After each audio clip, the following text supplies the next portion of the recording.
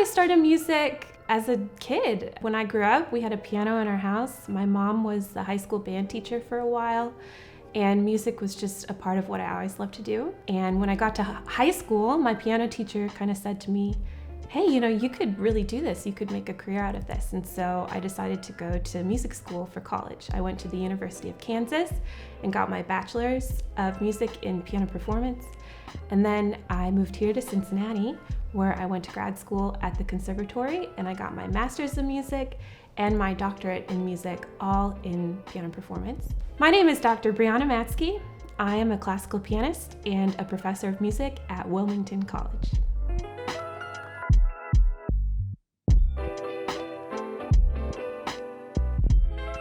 I actually didn't get to hear a professional orchestra perform until I was 16. And I took a special trip into the big city that was close to us, and we went and saw the Minnesota Orchestra. And I will never forget that sound. The minute that orchestra started playing, of course I'd loved listening to classical music. I'd heard an orchestra in my ears before, but never in real life. And the way that orchestra sound just surrounded everything, and it felt like it was coming up through me instead of just through my ears. I'll never forget how that felt. And I really think that sparked a love of classical music that is still part of me all the way up till today. Music, to me, was just always the place where I felt the most authentically me, is the best way to put it. The piano, as I was growing up, was also the place that I always turned to when I was feeling bad, when I was feeling stressed out. I could go sit at the piano, make some music, and it helped me work through things, and I always ended up feeling better.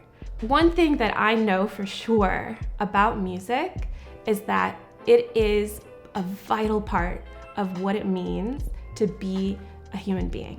We need music. If we're speaking from a biological perspective, making music uses more of our brain than literally any other activity that we could possibly do. Our brain just lights up in this amazing way when we're making music. And I think that's part of where the magic comes from.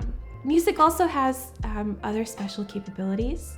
It gives us a way to express ourselves, and then it also helps us to express ourselves and to connect with other people. Music is an incredible tool for bringing communities together and helping people to feel like they're unified and safe and part of a community. So all of those things are what I know for sure about music. One of my favorite things to remind young musicians is that it's not about being perfect.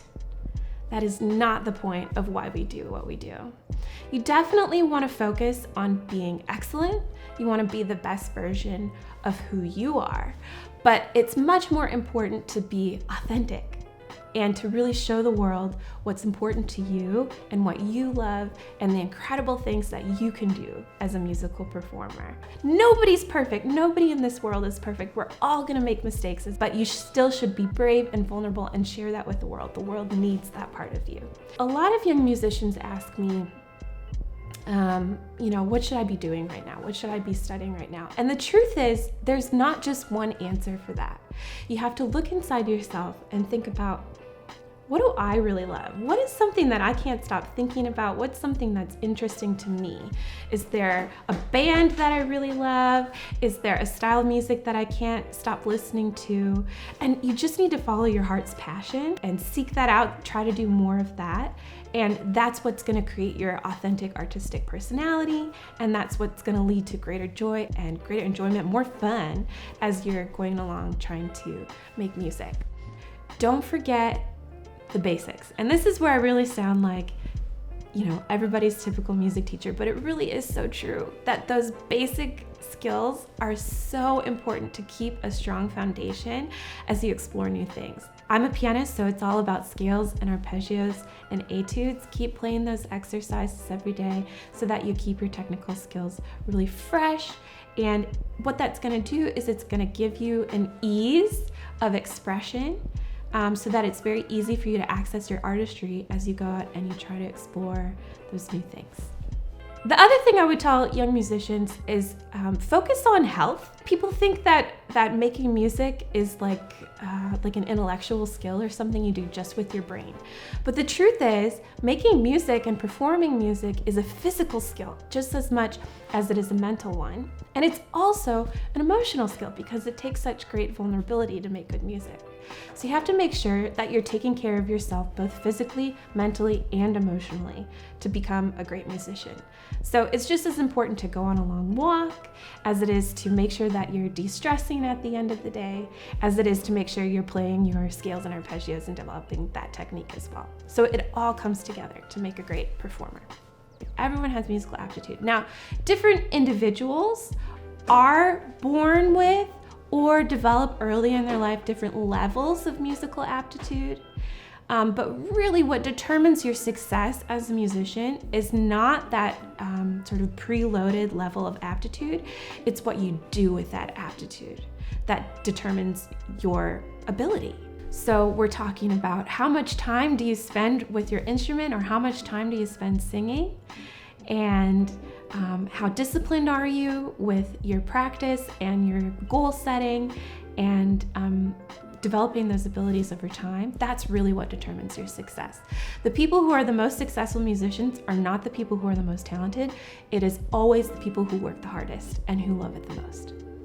I'm a musician, you could be too. Try some improvising.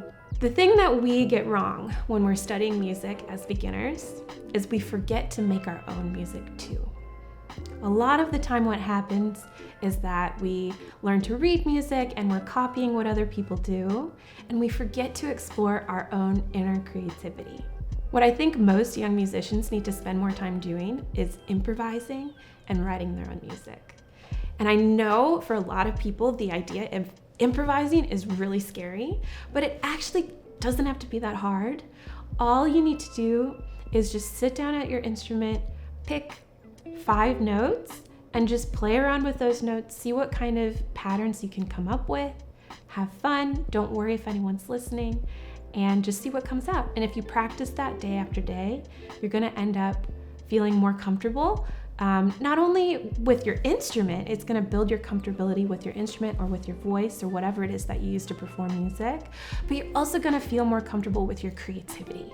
And ultimately, it's that creative spark that we need to bring to everything that we do as musical performers. So I really think it's super important for young musicians to spend time making their own music and improvising. Yeah.